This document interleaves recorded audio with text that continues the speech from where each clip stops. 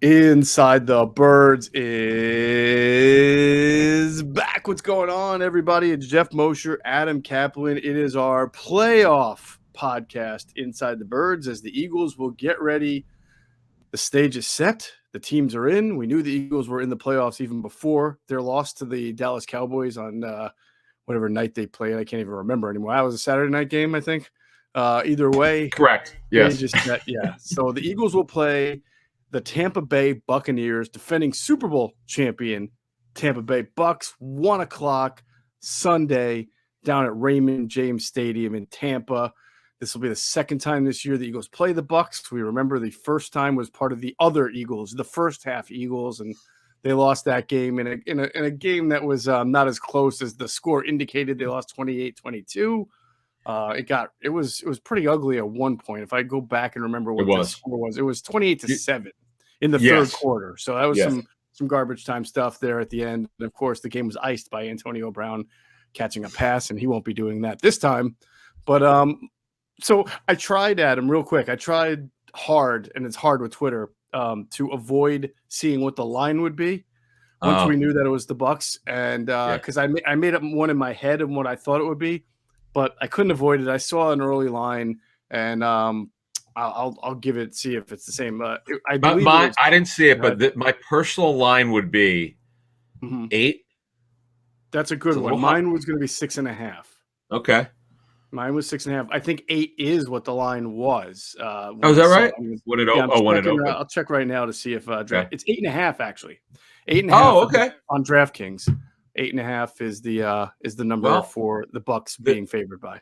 The Bucks are 6-1 at home. The defending Super Bowl champions. We'll get into their injury situation. We as we said we would when we did our last show. We would have injury updates going forward. Whoever the Eagles' opponent would be, and we got that. And we actually we'll have some.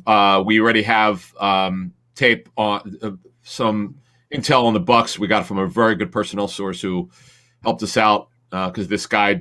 One of the teams he had a scout was the Bucks, so we'll get into them on Wednesday. On our Wednesday show we'll have some tape. We'll have brief tape notes from the Saturday preseason game. That's what I'm calling it, the Eagles Cowboys game.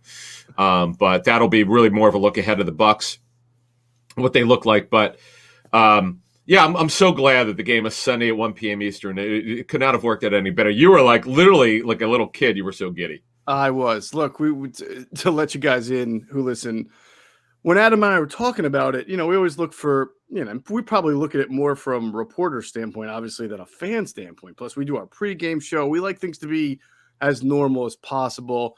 I did not want a Monday night game. I don't even like I think you asked me about this on the last podcast, and I said I'm a little bit of a purist. I don't even like the idea of Monday night games in the playoffs. That's just me. If you love it, fine. I get why the NFL is doing it, but I just don't like it. And then Saturday, everything just becomes short. And I had a feeling, I said this to you, I had a feeling that it wasn't going to be Saturday night. I started to feel that way on Sunday after the first games were decided because I just didn't think they were good. And listen, I don't know if this is how it factors. We'll never know. But I couldn't imagine them giving Tom Brady a short rest in the playoffs. To me, it just didn't seem like something the NFL would do. But I mean, I know what they look for is the best time slots for the best markets. Yeah, but the Bucks are not a national team. They're just not. Brady is obviously a national player. But I thought, as I told you before we even found out, I thought it might be a 1 o'clock game because of that, and that's what wound up happening. But it's great for Sunday. Now, I know this because I know some of the people have told us over the years we've been doing the show. Eagles fans will travel to Miami. They'll travel to Tampa. There are Eagle fans who will go to that game. I know it at the New Sombrero, Raymond James Stadium, as Chris Berman called it.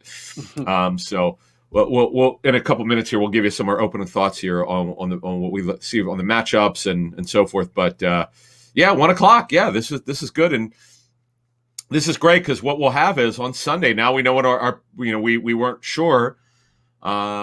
Once we knew they're going to play the Bucs, we just didn't know what day it would be, so we didn't know what time our pregame show would be. And now we know it's going to be 10 a.m. to 12 p. Eastern on Sunday. And we also appreciate all the people saw our pregame show for the Eagles-Dallas game. We got a huge number on that one.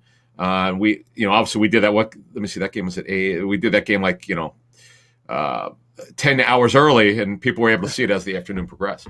I enjoyed that show because we didn't do a typical pregame show because we knew what would be the point of comparing all the matchups in a game that nobody cares about, or that the players themselves were not going to fully play, although Cowboys wound up doing. So we wound up talking about the state of the team. I mean, I think it's something people could go watch now and everything would be relevant. We even talked about sort of not just the Eagles, but since they were playing the Cowboys, their future, why they've been able to turn it around, why they're a better defensive team now than anybody ever thought they would be. And it's Michael Parsons is not the only reason. There's a lot more that goes into it. And of course, offensively, we talked about what their future looks like. Michael Gallup injured his ACL. He's going to be a free agent. Zeke Elliott I love the way Greg Cosell talked about what has made Zeke Elliott his game come down a little bit since those first 3 years where he was dominant. So it's just really a good overall listen about the two teams, the future, and of course the state of the Eagles right now. And look forward to doing it again next Sunday to preview the game against the Bucs. I did think it was going to be – I'm wrong, you were right. I thought it was going to be a primetime game because I thought the big market of Philadelphia versus the big name in Tom Brady was going to do it. I was wrong. I guess I just overestimated what the NFL would think of that matchup. I mean, they clearly tell you they don't think it's one of their premier matchups. So we'll see what happens. The Eagles have a chance. They're a different team. There's no doubt about it. They're a different team. The Bucs are a different team. Some injuries have made them different, but they're still a successful team, the Bucs, and that's still Tom Brady on the other side. So it's going to make for some fascinating conversations throughout the week. And then, of course, over the weekend on the pregame show. Look forward to that. And again, 8.5 is the early line. Eagles are underdogs, which they always love, the angle they always love to play off when they get a chance.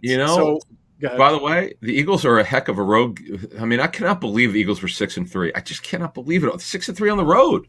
I know. We took. Look. They got handled at Dallas early in the season, week 3. They got blown out. They got blown out at the Raiders. The game was an 11-point game, but it wasn't even that close. But they had that great win when Denver was a good team. That was a huge win for them. If you look at some of the wins they had on the road, some aren't super impressive. 2-0 against the NFC South, though. What's that? 2-0 against the NFC South on the road. Well, yep. Week 5, the Carolina was actually a good team.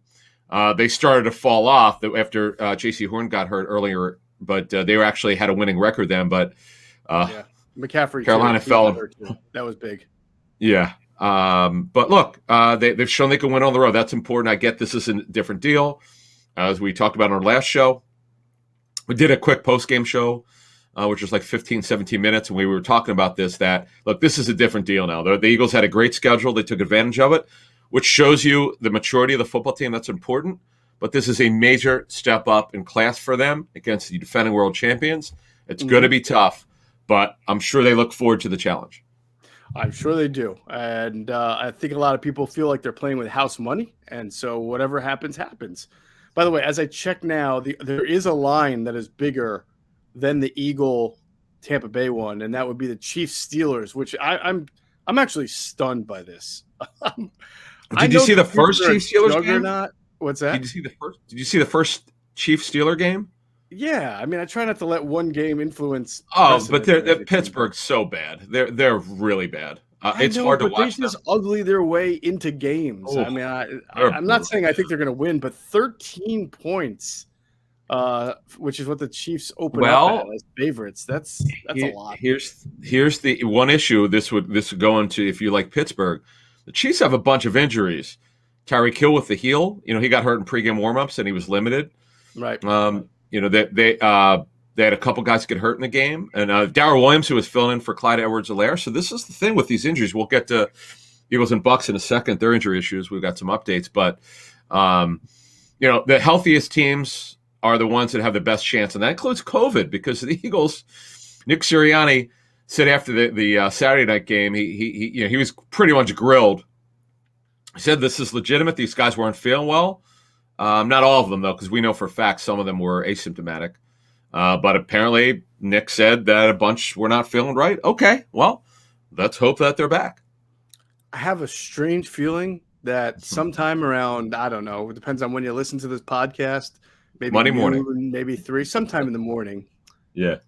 Everybody who is still on the reserve COVID list prior, minutes prior to the Dallas Eagles game are all going to be off. I just have this strange feeling. I don't know why, but I just do. So we'll see. You saw with Kelsey coming off. You saw with it's just so funny. The only player to come off was Kelsey. I mean, come on. Who had to play the game to get the snap in for the record? Right. It's I mean, what are the how chances, that happened? Right. Yeah. Amazing. So timing is everything. Yes, it is unbelievable. All right, we'll get into a few things. First, I want to remind everybody about our friends at Deal Dash, and now is the time to take advantage of all that holiday money that you got saved up and go spend some pennies on Deal Dash, the online shopping platform that's actually fun. All right. We use Deal Dash, and it's the longest running penny auction website and app around. And we tell you constantly, we see great items going for just unbelievable prices. A car for $900, a brand new TV for less than $2. And that's just because people want it. They use their pennies and they won these things. So stop being a loser. Stop paying full retail price for the things you want. Just get on Deal Dash. Go to DealDash.com or download the app. And when you register, use the promo code ITB for a special offer for bonus free bids. That's right. You just get bonus free bids. So you can win something just using promo code ITB without ever spending a dime or a penny of your own money. I think it's a fantastic deal. You should take that up. Promo code ITB at our friends on Deal Dash or the Deal Dash app. All right, why don't we get into some maybe some opening thoughts on the matchup here, Adam, with the Eagles and Bucs, because as we mentioned, they're two different teams. I listen, as we sit here and record this right now, I tend to think this is going to be a closer and more competitive game than the first one. I think a lot of people who I hear say, "Oh, yeah, the Eagles got a better chance because of all the injuries the Bucs have on offense," but that's still a really good Buccaneers defense that was missing almost its entire starting cornerbacks when the Eagles played them, right? Because Dean was out, and the hyphenated guy's name, Murphy Bunting, I think, was out. Bunting? Yeah. Right. Didn't they pull Richard Sherman off the street when they were playing that game? They did. Great point. You're right. In fact, since you mentioned it, I'm going to open it up. Let's hang on there for a second. Here's who they started. Let's see. And he left, by the way. Go ahead. Wow. Boy, they started a lot of backups. Ross Cockrell, who's like a fifth corner. Right. He started with Jamel Dean, who got hurt, by the way, in the game on Sunday against the Panthers. He's been hurt a lot. Richard Sherman, you're right. He was in and out of the lineup. Right. Oh, and also people remember this. This was Zach Ertz's last game, and he did score. He was the only one to catch a touchdown that game. That's right. It was the first touchdown. I think, if I remember, I think it was the team's first, the Eagles' first touchdown. Yes, because they scored too late. Correct. Hertz ran two in. The Eagles were up 28-7. After the Bucs were up 28-7. Yeah. Yeah. Excuse me. The Eagles were trailing 20-7. Right. And then they got two cheapies late and made the game closer than it really was. I wonder what the spread was in that game. I'm very curious. Oh, it was big. I remember it was big. Oh, they went through a series of games where they were the underdog, the Eagles, in the first like 7 or 8 games, and I had wondered if that had set some kind of Eagles record before, because it's very rare that the Eagles are that bad that they're the underdog in that. Because I think they were 3-point underdogs to Atlanta even in the season opener because it was a road game, if I'm not mistaken. I have to go back and look, but yeah, it was pretty large underdog. So they wound up covering. Right, because they lost 28-22, but they were underdogs, and it was a very one-sided game. And the point I was trying to make was that this Tampa Bay defense, I think, is going to be difficult. They stop the run well. We know they're one of the best run-stopping teams. You could make a case that their run defense is better than New Orleans. In that first matchup, the only team really to run on them was the Jets, strangely enough, 2 weeks ago, but it was a bunch of players. But in that game, let's see, Levante David did not play. Both their starting outside corners did not play. And one of their starting safeties didn't play. So, yeah, you're absolutely right. The Eagles had a decided advantage. But what's typical of the case when the Eagles were not good when they were playing the Bucs, they weren't taking advantage of anything. They did in that game. Now, the only thing I would say positive about that game is they ran the ball well with Sanders. Now he only ran it 9 times because they were down. They got ball control. Oh my god, you won't believe this one. Yes, and to your point, This Tampa is Bay ridiculous. finished this year I'm sorry. with the 3rd best run defense at 91.4 yards per game, above New Orleans, which was 4th at 95.4. So we're splitting a little hairs here, a couple of yards. Guess 3 what yards. though? They're actually better against running backs, because that means more to me. In fact, against running backs, the Bucs 3.7 yards per carry, which is really good. Wow. Yeah, that if you're in today's NFL, the only teams, so this is interesting. The only teams against opposing running backs this season are giving up less than 4 yards per carry.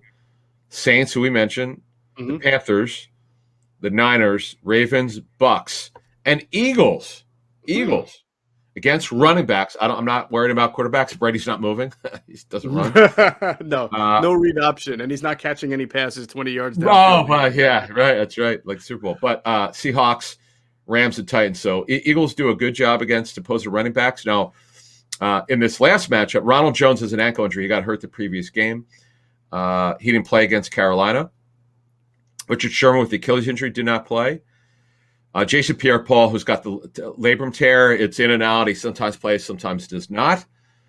Shaq Barrett's got a partial ACL tear. They have no idea if he's going to be able to play in the playoffs. I don't know how he possibly could play with it. But they're not ruling him out for the playoffs. But in that first matchup, oh my God, they got ball control basically 40-20. I mean, that's how bad it was. And think about it, as we just talked about before, the Eagles' bread and butter now is running, but Miles Sanders, we're going to have to find out more on his status going into the game. Even if he plays, if he's able to make it back, he's still a couple weeks removed from a hand surgery. I mean, just like we talk about with Jordan Howard playing through a shoulder stinger and a slight sprain, and you can tell that he's not the Jordan Howard that you're used to seeing. Even if Miles Sanders plays, there's no sure thing that he's a guy who struggles with ball security at times anyway, and now he might be playing with a hand that was recently broken, so that can't be great. And so this Eagles running game is a little bit of a question mark. They did not run the ball the way they normally do against Washington. The Dallas game, they did run the ball well, which is crazy. And of course, we'll get into that game in a minute. You saw Gainwell give the explosion you were looking for. So maybe he can be a boost, here in the playoffs. But in general, you just worry a little bit about the Eagles running game without Sanders and Jordan Howard against a team like Tampa that can get you in 3rd and long real quick, and they will come after you. I mean, I have no idea on Jordan Howard. If assuming he's playing, I couldn't tell you if he's going to look right. Nobody knows. Right. The Eagles the practice week really doesn't start till Wednesday. Even if they have a walkthrough before that, the real practice week will be Wednesday, Thursday, Friday. They fly to Tampa on Saturday, game on Sunday. So we'll learn more later this week. Today's only Monday, so we'll see what we find out as the week progresses. But the big one to me is Sanders. Yeah. Unfortunately, they lost Tyree Jackson, who got hurt in the last game. He's done with an ACL injury, so that's Richard Rodgers will take his spot. Jordan Mailata did dress, but he did not play. He was active, but he did not play. So as we speak, and later today, maybe, as you said, maybe these guys will come off. So still on the COVID list are the following: Jordan Howard, Boston Scott, Nate Herbig, Fletcher Cox. Let's see here. I believe Barnett was Barnett had came off. Yep, Avonte Maddox. Maddox, right? Now, here are the guys. And Marcus Epps, the guys that were active or did not play or just inactive, but were healthy enough to play. Anthony Harris was held out. He did not play. Right. Steven Nelson was held out. Darius Slay. Right. Oh yeah, Avery. You're right. There's another guy. Jannard Avery was on the COVID list. Oh yeah, there you go. Alex Singleton, though we were told that he was asymptomatic. This is unfortunately his second stint on the COVID list. Right. There's been a couple of guys now that have been on since going back to last year, have been on it more than once or twice. Oh, and then Josh Sweat was held out of the game, which was smart. I'm still, like you said, I'm shocked that they scored 20 points. I was amazed that they were able to move the football against the Dallas Cowboys' #1 defense. I know they were missing some players, but Mm-hmm. And maybe their minds, maybe they just mentally thought they could just dominate without playing hard or whatever, but they didn't execute very well.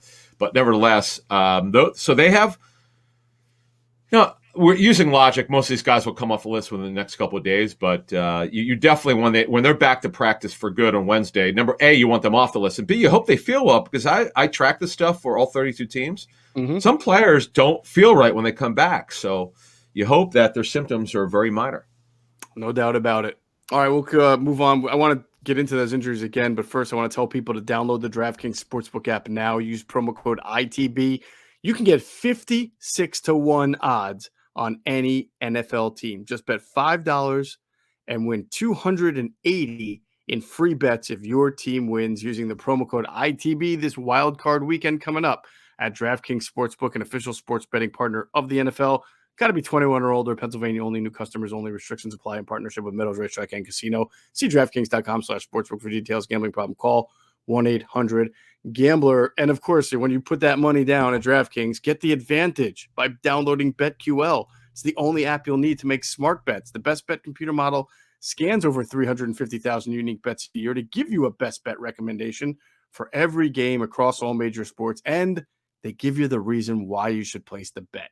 Their model covers everything from spreads to over-unders and player prop bets. And if you don't want to use the model, if you like to do the research yourself, BetQL's got the necessary tools for your research needs, from sharp data to line movement, team summaries, lineup and injury breaking news, even a leaderboards to track your success. So head to the App Store or Google Play Store now to download BetQL.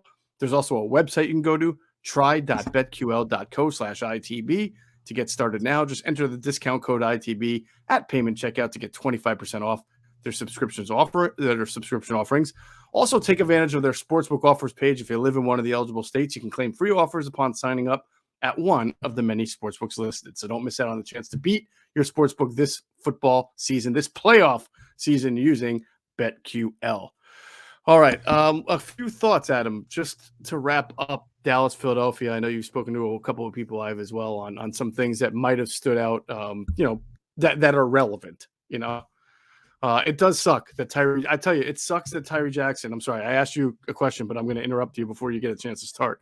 The Tyree Jackson thing is really unfortunate because two things. One, first of all, he had a big-time back injury after showing some promise. He had a big-time back injury. And now he's got a knee injury. So those are two pretty annoying injuries to have to come back from. And two, this is a guy who really had a chance to come into next year and be your number 2 tight end and just be a matchup nightmare, a difficult part. And if Dallas Goedert ever gets hurt, you'd want him to be ready. But he needs more development. You've seen him drop some passes, and he just needs to learn the position and get better at it. And now he's probably going to miss all of OTAs and who knows how much of training camp. So, they didn't, just so you know, they didn't see him as potential number 2 tight end. They just thought him as a developmental, figure it out, put some weight on. Had he not gotten hurt, of course. They just wanted him to be in the mix, to dress on game day, which he has done. But Stoll's so much more advanced as a blocker. That's why he's the number 2 tight end. Now, what I would have liked to have seen, which you alluded to, is he's a better athlete than Jack Stoll. Mm-hmm. I would have liked to have seen him do what you and I saw in training camp, because he's between 6'6" and 6'7", and we would see these catches where we're like, holy smoke, for a guy who's learning how to play tight end, you don't see tight ends move like that who are not like developed yet. Right. So you nailed it. This is a major setback for him, unfortunately. Richard Rodgers will take his place, so it's not a big deal from a tight end depth chart issue. That's not the point. The point is, from a developmental standpoint, it sucks. You're absolutely right. Yeah, and just because they didn't view him that way doesn't mean he couldn't have developed into something special. You never know. You just never know. But he needed that time, and now he's not going to get it, unfortunately. Absolutely. So, that really stinks for him. Other than that, I mean, the Eagles go into this game or start this week of practice in pretty good shape. I mean, they were able to get rest for a lot of guys, and if there's an injury in the game, there's an injury in the game. It's basically a 1-game season now. Every week that you're able to win, and we'll worry about anything after that. But should be healthy in the secondary. Should be healthy at linebacker, D-line, O-line, quarterback, receivers. That's pretty good. There's I can't, other than the running game. That's the big thing that we just talked about. Which is super important. I mean, it's not a small thing. It's a big thing. No, it's major, actually. It's the biggest issue, not even close. It is the number one issue. Where's Sanders at? Where's Howard at? If they're cleared, how effective they can be. Now, obviously, with Sanders, it's not a knee or an ankle, which is good, but it's a hand. It's come back from a broken hand, as you had noted weeks ago. He had pins put in, which is typical of a broken hand. I know Dr. David Chow, I talked to him last week. He felt that he should be able to play with it. So I'll have to check back with Doc on that, get a little bit of an explanation. But then the big one is Jordan Howard was so good at certain points of the season. So you wonder if he's cleared to play, how effective he'll be with the shoulder. I mean, the sprained knee. I don't think the sprained knee was the issue, though. He certainly didn't look good the last time he played. But what I don't know is was it the shoulder or was it the knee in the last game? I don't know. I mean, yeah, you could probably assume it's a little bit of both. I mean, you sprain your knee, it's, even when you're ready to play, you're not always 100% with it. So, and you might be a little tentative about it. So, yeah, no, not a good thing. But really, it's almost like it almost is like a tit for tat, right? Because the Bucs their passing game is their thing for the most part offensively, and they don't have Chris Godwin and they don't have Antonio Brown. And did Mike Evans got hurt in the game, but I think he's okay. Came back. Right? Yeah, he came back. So their bread and butter is hurting too. Yep. In fact, it's funny how we everyone does this, not just you and I. Everyone jokes that the Eagles are a two-passing target offense. Well, that's unfortunately the Bucs are, because AB's gone. Never will be coming back. Chris Godwin tore his ACL and he's on a contract year. He was on a franchise tag. So, I mean, and then here's the other. Okay, so let's add some more to the injury stuff. So Cyril Grayson, who had been starting, unfortunately suffered a hamstring injury and did not return. And he's going to get testing today. So we'll see. That's why Scotty Miller, who was buried, they buried him. I don't know what happened. He was pretty important to them last year. He wound up scoring on a run, but give him a little speed. He's got great quickness. He's way faster than Le'Veon Bell, who wound up playing in the game. Old Eagle Kenyon Barner got 4 carries in the game against the Cowboys. How about that? That's a name from the past. Look, I know the Panthers suck. Defensively, they're not that bad. They have just a terrible offense. And I almost did a double take when I saw that the Bucs wound up scoring 41 points in that game, and they were all offensive points. They pulled Brady. Yeah, they pulled Brady from the game. Yeah. Yeah, I mean, it was 29 of 37 for 326 and 3. And he got off to a slow start. And I'm people telling you were right now. Killed him on Twitter over it, and then he killed him. I'm telling you right now, for betting purposes, right, for DraftKings, find yourself a Rob Gronkowski prop bet and bang that over for Sunday against the Eagles. All right, I'm going to do it.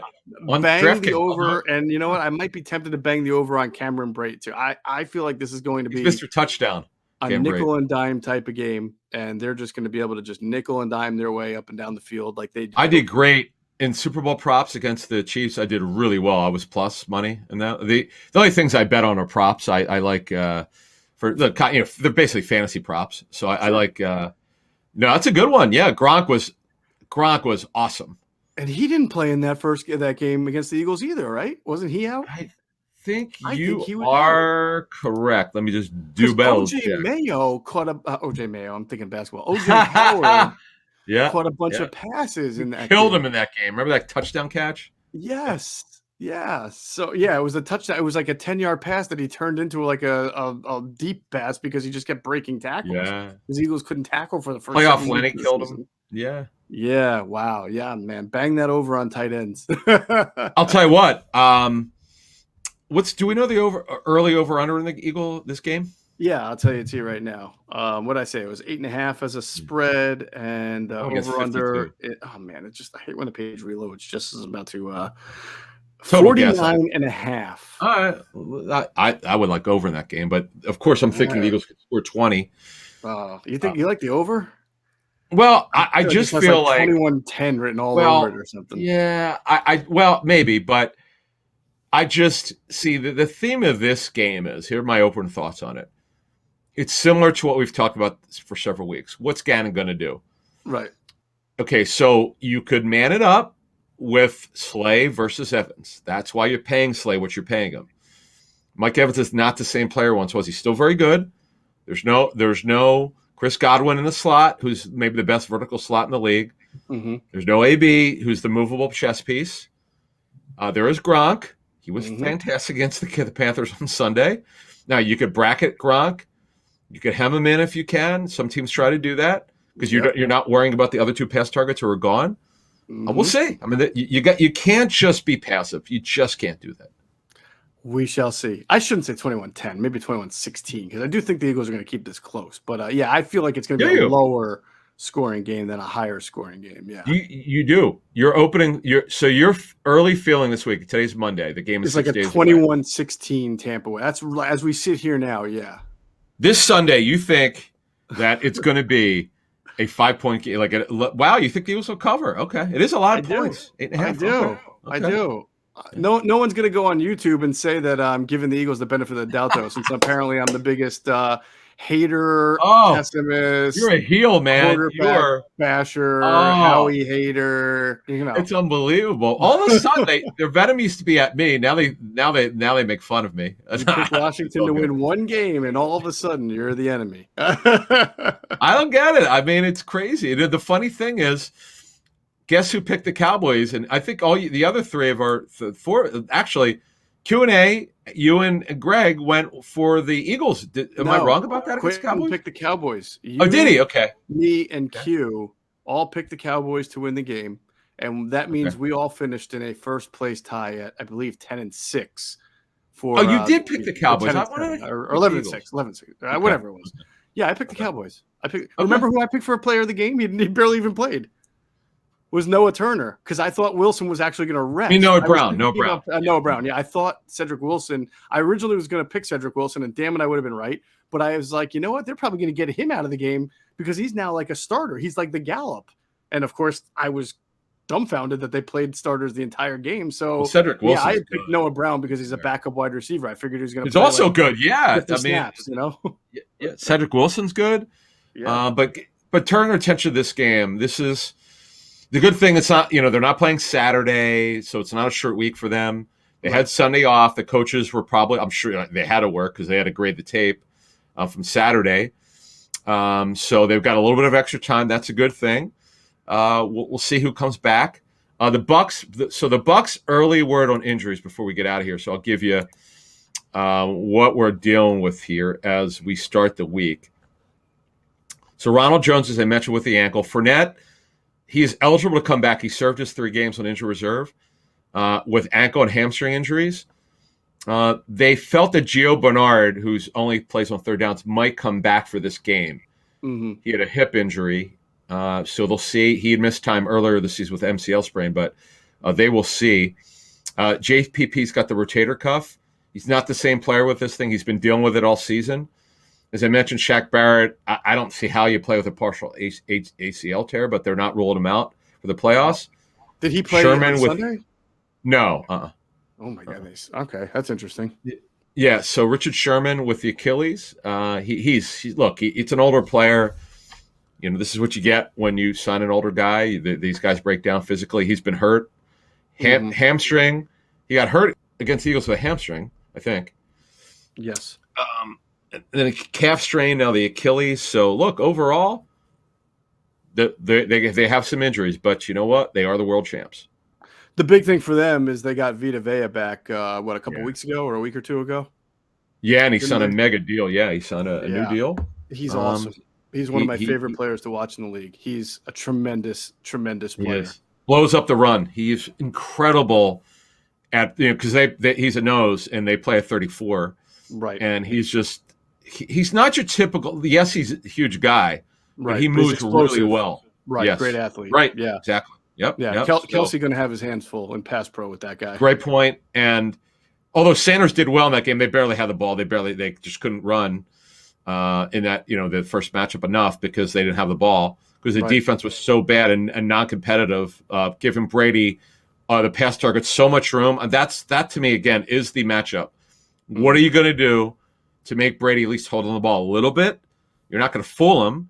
Mm-hmm. But what are you going to do here? Because they don't have Godwin. They don't have Antonio Brown. That helps you. I'm fascinated because, you sound like you think the Eagles could make it close. I don't necessarily disagree with you. But it comes back to my whole thing now. My issue from the coaching staff is the defensive coordinator in a big spot because they haven't faced anyone since Justin Herbert, who's a high-level player. And you know how bad that game was for them. Yeah, I just don't know how Tampa can add an First of all, I agree with you. I expect Jonathan to be more into doing post-snap disguise than into blitzing, obviously. So he's going to try to confuse Brady, who's not a very confusable quarterback, obviously. It's very hard. He's seen everything. And I think he's going to play at least one safety deep, if not two at times. And so there's not too much other than Mike Evans to worry about from an explosive standpoint. So I just think that Tampa Bay is going to be able to move the ball down the field methodically, nickel and diming. And when you do that, even when you're successful, it tends to produce lower scoring games because it becomes a ball control style of game. So I don't see them coming in and throwing the ball all over the field and, Gronk for 50 yards and Evans for 35 yards. That's just not – the Eagles have just not allowed a lot of explosive passing plays this year because of the style of defense that they play. They make you nickel and dime them. So that's why I do think, that's the complexion of their game we're going to see. And if I remember correctly, defensively, Adam, what Todd Bowles did was, and this may change a little bit because of the Barrett injury, but he really came around the left tackle edge against the Eagles the first time to force Jalen to either run to his right or to take away the zone read where Jalen could fake the handoff and then run to his left or run to his right. Barrett chased him down a lot in that game. And Tryon got him a few times too. Plus, who's their really good linebacker? It's White, right? Devin White. He's great. Yeah, so it's going to be – the Eagles haven't used the zone read with their quarterback design runs a whole lot, which is to their advantage. They found ways to do well without doing it, and I don't think that's going to be a successful recipe for them in this game either. So I just remember that's how Tampa Bay attacked them last time, and I imagine they'll try to do a similar blueprint. They have the athletes in the front seven to be able to put a little pressure on Jalen Hurts and then make the tackle and not watch him run circles around them. Oh, just on what you were talking about, someone who did Advance in the Eagles already told me that just watching Hurts, he's still very predictable where he goes with the football. He's not comfortable throwing to his left at all. Still a problem. Whether he completes or not, he says it's not the point. It's like when you could see he does. It's almost like you could tell he doesn't want to throw it to the left. He's a right-handed thrower. He wants to throw it to the right side. This guy who played in the league told me that he thinks over time, just because you get more reps and you rep it, like if he's the Eagles starter in the spring, this is something you have to point out when they do their end of the season grades. It must be improved upon. We don't talk about it enough, but it's absolutely a factor from tape study, I was told. It's probably not a surprise that the Eagles they've since the beginning of the year till now, they play Devontae Smith on the right side a whole lot more, right? Most of his catches are coming on the right side of the field where he's lining up or either going toward, either running across two. So that plays into, Jalen obviously feeling comfortable throwing there. So they're putting his, favorite target there as well. All right. Before we get out of here, I want to bring up one more thing. We can't leave without bringing up one more thing. Okay. But first, I want to direct our friends who listen to this show to our other friends at phlsportsnation.com. They are enhancing the fans' experience with their coverage of Philadelphia sports teams. For the fan, by the fan is their motto. So make sure you check out all their great work at phlsportsnation.com and on Twitter at phlsportsnation. And we'll pause real quick for another word from our great sponsors, including our friends at Sky Motor Cars. And if you happen to stop into Sky Motor Cars, make sure you tell them Adam and Geoff sent you. You will get a great deal. How do we not talk about what happened with the Indianapolis-Jacksonville Jaguars? Oh, can you believe it? What a debacle. It's great for the fans. Yeah, they love it. Yeah, they're relishing in it. Absolutely. And I know they were pissed off that the Dolphins won, but you know what? It was unbelievable that the Colts were doing so well for so many weeks. Jonathan Taylor was the man. Two things happened on Sunday. Unfortunately, I watched too much of that game on the Red Zone channel. DeForest Buckner barely. He had a knee injury. Didn't practice during the week, and he was a non-factor. Their defense was awful against Trevor Lawrence. Had his best game as a pro. He was great. I got to give him credit. But Wentz was horrendous. forcing balls, wasn't comfortable, did take too many hits. Their offensive line didn't play well. They were terrible. They were bad, and they got what was coming to them. Eagle fans were rejoicing. Better draft pick position. The fans on our Facebook board were killing them. I know.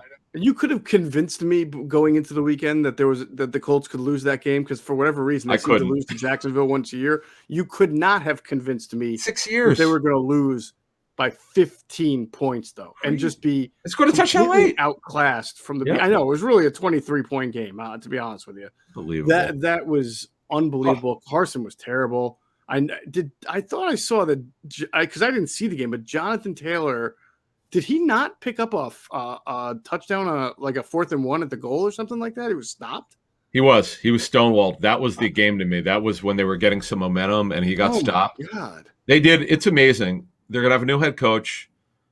They had nothing to play for other than, as they say, pride. You know, it was a nice story. Raquel Armstead, who was the first player in the NFL to have major COVID issues, and good for him, former Temple star running back. And his unfortunate issue with COVID led to James Robinson's rise and Leonard Fournette being jettisoned last year. And James Robinson was amazing stories on undrafted free agent. But, I'm talking to the Jags last year. They were going to go with Armstead as a starter.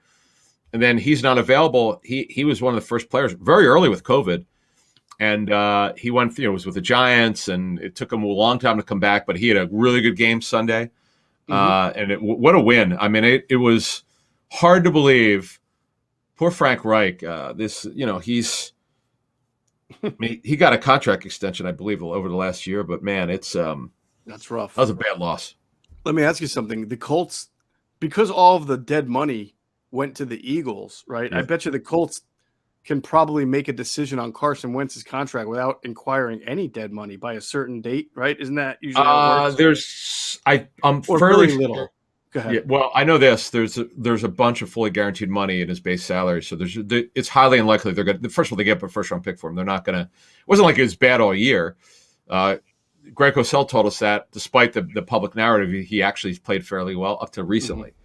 But the problem is, that game Monday night. I don't know if you guys remember the Ravens Colts game, the Monday night game was the game of the year. People forget because Lamar had the ankle injury. It was awesome. Yeah, Wentz was magical. So was Lamar. It was back and forth. It was a great game, but unfortunately, Jackson's had the ankle injury, he had a COVID issue. Then Wentz, I don't know. He just started forcing throws again, and he was not comfortable. They're a team that is dying for a second pass option because T.Y. Hilton's at the end of his career. Michael Pittman's a fun player to watch. They got nothing at tight end. The Paris Campbell finally came back. He's been out for seemingly forever. A guy the Eagles were very high on, by the way. Definitely. A few years ago. But look, you're right. No, it's fair. It's fair game. Man, well, let me real quick, though, because you said that most his guaranteed money is in his base salary, not signing bonus. So if you cut him, you don't owe him a base salary. So you're not. No, it's fully not wrong. It's fully guaranteed. Right? No, he's got his base salary is fully guaranteed. Yeah, I thought if it was a fully guaranteed base salary, but you cut a guy, then because base salary usually you don't owe it to him. It's only if it's signing bonus proration. No, fully base guarantee you owe him. That's. I forget sometimes. Well, actually, hang on, real quick. So. Hang on. I mean, they've got to be tired of having a different quarterback every year anyway, so I imagine that they'll bring Carson back. But Chris Ballard is aggressive. Yeah, they're definitely not cutting him, and they obviously would trade him if they don't want him. So his base salary is $22 million. $15 million is fully guaranteed. The rest of the $7 million is injury guarantee, which becomes fully guaranteed on the third day of the league year. He also has a roster bonus, which is not guaranteed. So yeah, they obviously wouldn't cut him because they would owe him $15 million. $15 million, right?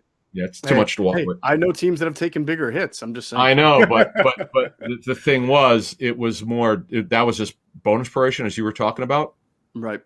But yeah, Chris Ballard's got to be pissed off, and so Frank Reich was. It's funny you brought this up because Frank Reich was really defending Wentz at his press conference on Sunday. I can see it. Yeah, it was. I don't want to say that. I'm sorry. I'm not sure if there's any defense for that. Well, no, it's funny because some of the media was like, man, Frank was like almost defiant And but man, it's the thing is, I've seen teams walk away. Like when you don't want to play on your roster, like the Eagles were, I hate to say forced, but Wentz was, belligerent's not right, but he was so against being an Eagle and he was going to do anything he could to get out. It never got that ugly, but I think it would have if they didn't trade him. Mm-hmm. As you said, you're 100% right. They were willing to take the biggest dead money cap hit in NFL history on a transaction. Mm-hmm. But again, that was just proration. It wasn't cash. As you said, you're absolutely right. The Eagles got nailed for the bonus proration. The base salaries that are fully guaranteed, the Colts are responsible for. Mm-hmm. And they're not going to walk away because they gave up a first-round pick. As you said, like, okay, you want to move away from Wentz? Who's your quarterback? This is the problem right now in the league. Mm-hmm. So many. We're going to go through this when we get to our free agency previews. When I tell you there are a dozen teams that need a starting quarterback, I'm not joking. I've never seen a quarterback play so bad in the National Football League. Teddy Bridgewater, awful. Well, let me just throw this out there. Yeah. All right, because this is one of the most, I think, one of the more under-discussed storylines when it comes to quarterback movement. Yeah. There's Aaron Rodgers, there's Russell, there's Deshaun Watson. Yeah. Jimmy Garoppolo's had a pretty good year. Got his team into the playoffs, played a hell of a game against the Rams, had a nice finish despite all the injuries. He's going to start for somebody next year, isn't he? Well, you're right. And here's the thing. Let's say they shock the world in playoffs, right? You know, that so I was told Dallas that a shock, by the way. I would think if it's not surprising to me if the Niners beat Dallas. Okay, well, it's an upset, but it's not like the biggest shock in the world. Yes, okay. Right. Well, let's put it this way: if they beat Dallas and he continues to play well, it's like Trey Lance. They gave up all that capital to go up and trade for him. This is not Aaron Rodgers and Jordan Love, where they gave up their whole, like, not their whole draft. They gave up way more to trade up. Yep. You know, for them to go with Jimmy Garoppolo, I still don't think they'll do that. But you make a good point. He's going to have value in a trade, and I'm telling you, I just on my talks with teams and just doing my own research here, there's so many teams that need. I would say my range is 10 to 12 teams that don't know who their starting quarterback is going to be next season. I've never seen anything like it. Right. Well, I think the Niners are throwing a party right now because they made the playoffs.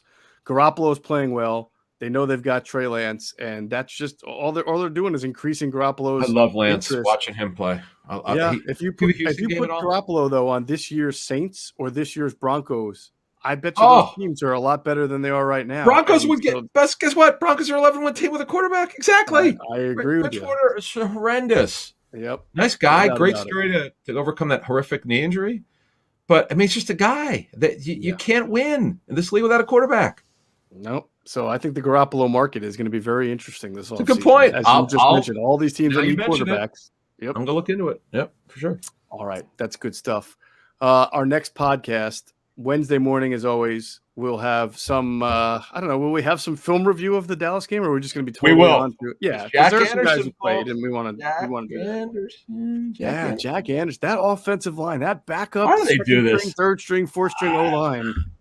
Where did they come up with these guys? Like, I know he was drafted by the Bills. Like, I remember talking to the Bills at the time. They were pissed that the Eagles got him off the practice squad? Yeah, practice squad, right? Yeah. Yep. Well, they had an opportunity to keep him, but they thought the way I heard it back then was they asked him to stay a while, and he's like, look, I want to be on the roster. I may play this season. Who knew? Yeah. Who knew? Exactly. I'm starting to get to the point where I think Geoff Stelton could turn you, Adam, into at least a garden variety NFL center. Well, I think you could do it. When I was 245, I'm now about 210, 212. Yeah. Maybe, if I put some muscle on back then, but you could be an undersized center. It is unbelievable, man. The guy is Geoff Stelton, and hey, you know what? Credit Chip Kelly for that one, folks. I mean, they played Brett Toth at center out of nowhere. Like, center is not a position that you just go play. I know he got hurt in that game. Yeah, he unfortunately got hurt in that game. I know it's that bad that he got hurt, but who even knew? I mean, look, he had played tackle, right? And then all of a sudden in the preseason game against the Jets, he played guard. Okay, that's right. Tackle to guard, that's tough, but not crazy. But you don't go from being normally a tackle to playing center. It's unbelievable. You have to have like a lot of experience snapping the ball. Like, where did that come from? I don't know. That's a great question because Anderson is a guy that they've cross-trained at center. Yeah. So and right tackle. So I don't know. But they're just unbelievable. Before we get out of here, why is it? And this is what kind of Joe Banner taught us. When we've interviewed him.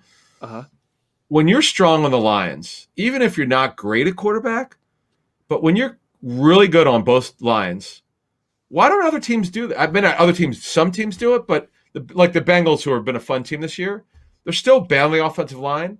Yep. That's going to crush them. I mean, let's say, for instance, right? Let's say Hurts plays out of his mind, like he pulls a Nick Foles, like he outduels Brady. It's ridiculous for me to say this, but hey, he's capable. Sure. I still harken back to that Arizona game. Cosell did not disagree with me on our pregame show. Mm-hmm. He said it's absolutely true. He did play well in that Arizona game. He was really good in that game. You never know, man. Yeah. I know it was last year, but you never know. This has been the craziest season of all. Road teams are better than home teams this season. Right. For second year in a row, but this year there's no excuse because you have mostly full stadiums. So who knows? But you're picking them to cover the spread this early. Okay, we're going to hold you to it. Listen, we're really early in the week here. I could change my mind 1,000 times, but that's just my feel right now, and I usually go with my feel. So yeah, I think it's going to be a good competitive game. What were we saying that led us to the Hurts comment about Arizona? Oh yeah, the only reason I said last year was not to dismiss it. I'm just saying I wanted people to realize which game you were talking about. Yeah, right. Yeah. At Arizona when he took the safety on the first series, and I just will never. Some things I remember last year. I texted you. I said this one's going to be ugly, and it looked like it early. And then Hurts was and he threw the ball. Who was the one he threw to the right side? Was it Quez Watkins? I'm probably going to watch that game this week. Yes. That was a great throw. And what Greg said is that it was his best timing game. Mm-hmm. Just was really on time with balls, and he made the guys go get it. He's not an anticipation throw. Timing and anticipation are different. I think sometimes we mix them up. Correct. I mean, they're the same. They're not. Anticipation is you're putting it in the beginning of the route. You're saying, go get it. Right. Whereas when you throw with timing, you're throwing it halfway to 3/4 of the route to a spot. It's a little bit different. Right. We'll talk more about that. Timing throw. A slant is a timing throw. And anticipation throw is when you're throwing to a spot 20, 30 yards downfield that you expect the receiver to break toward and get right. Exactly. Right. Exactly right. Or as we saw on the 91-yarder to Watkins, where he kind of threw the ball before there was tremendous separation and knew Watkins would be able to get under it and get there. Got that clear look. Yeah, we actually, it's funny. We just talked about that on the pregame show. That one was he rolled to his right and he threw it as far as he could. He got a clear look and he squared. Hurts squared his legs. I remember I must have watched the play 10 times. Like what a great best throw of his career. Mm-hmm. I know people say that deep throws are not about strength most of the time, but that throw is about our strength because he threw it like you and I would try to throw a Nerf ball 30 yards. When we were kids. We're hoping it would be that far, It was just a great throw and a great play and a run and catch, and we'll see. But it's going to be a fun week. Looking forward to it. It will be. All right, so like I said, Wednesday morning, 6 a.m., we'll do the next podcast. Thursday morning, 6 a.m., the Q&A show will drop. Can't wait to hear what they're going to say about this upcoming game. And then, of course, Friday, 6 a.m., the preview. Sunday, 10 a.m. till 12 on our social platforms will be the pregame show. All right, everybody, that's going to do it for this episode of Inside the Birds, the leading podcast in Eagles Intel. Big thanks, of course, to our producer, Hunter Brody. Check out his work on YouTube. His channel is called Sports Talk with Broads. You can also go to his website, broadsmedia.com. And as always, we thank you for flying with us inside the bird.